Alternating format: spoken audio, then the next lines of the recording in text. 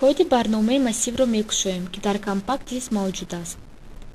пеш аз он ки коди барномаро дида бароем, қайд кардан зарур аст, ки агар шумо дар барномаи худ массивро истифода баред, бояд онро аввал эълон кард.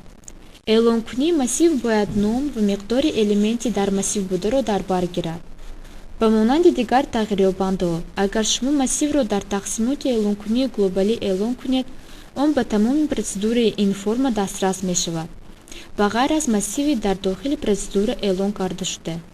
агар шумо массивро дар эълонкунии глобалӣ барои барномаи алоҳидаи модулӣ эълон кунед ва модулро ба ҳайати лоиҳа дохил намоед, он барои ҳамаи процедураҳои форма ва модули лоиҳа дастрас мешавад. барномаи массивро иҷро мекунем.